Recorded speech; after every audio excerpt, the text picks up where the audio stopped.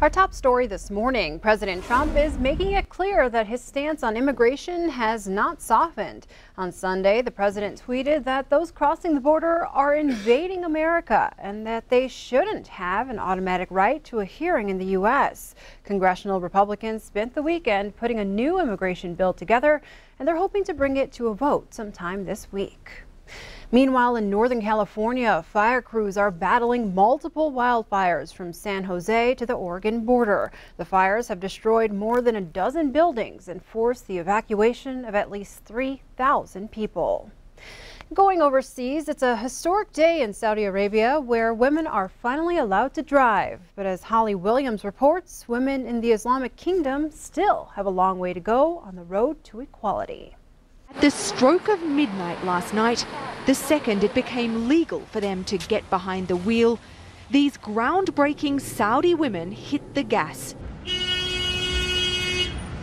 Some of the first in this Islamic kingdom to get their license. It's an amazing feeling to finally be here, to be able to live this moment. It's truly a historic moment. Like, I'm speechless. I don't have anything to say, but I'm so happy, thrilled, and excited. It's been 28 years since a small group of brave Saudi women began demanding the right to drive, protesting by illegally taking the wheel and risking arrest. But they didn't get anywhere until the arrival of Saudi Arabia's new reforming crown prince, Mohammed bin Salman. He's also allowed girls to play sport in public schools, opened cinemas for the first time in decades, encouraged more women to join the workforce, and permitted music to be performed in public.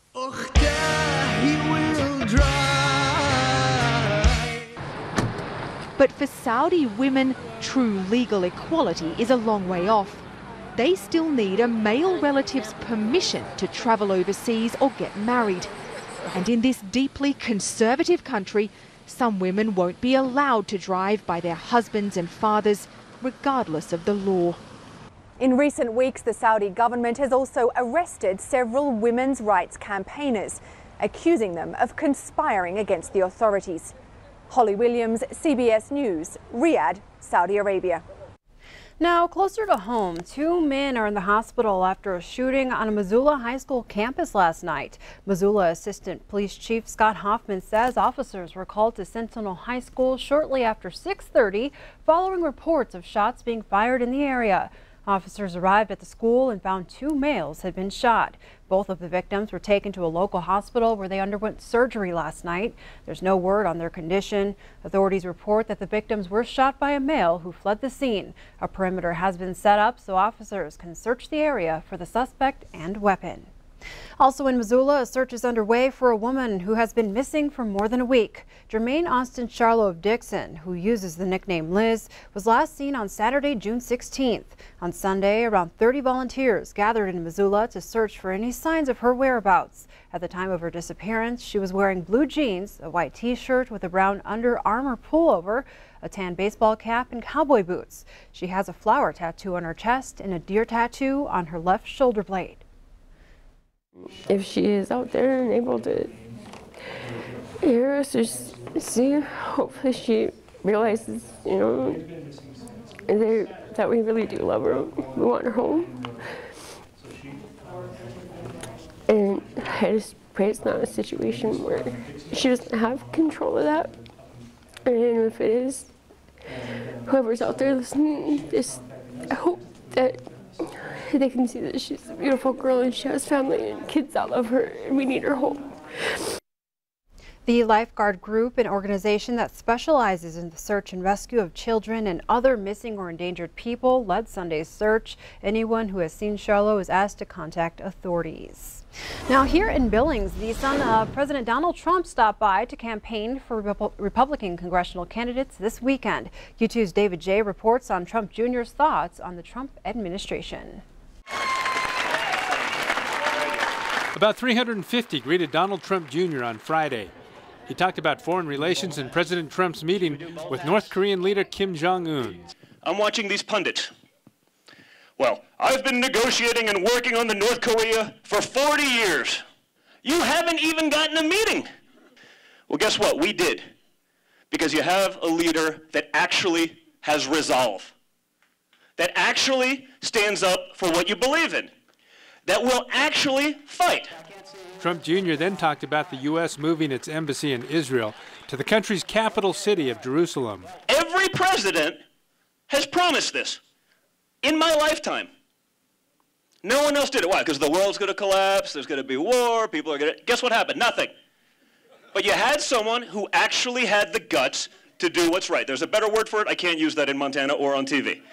The president's son then talked about some of the analysis he's seen on illegal immigration. Pundits that are representing and speaking to millions of people on a daily basis, they're more concerned about the feelings of people in far-off lands.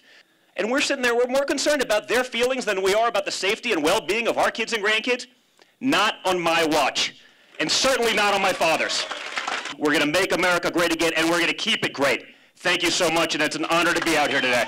David J., MTN News, Billings.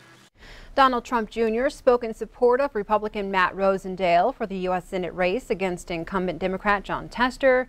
He was also here for incumbent Congressman Greg Gianforte in the House race against Democrat Kathleen Williams, a former state legislator.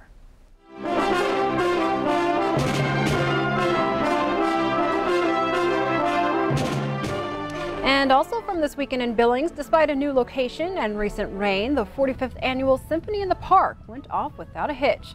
Amon Park served as this year's venue because the heavy equipment would have torn up the grass at Pioneer Park.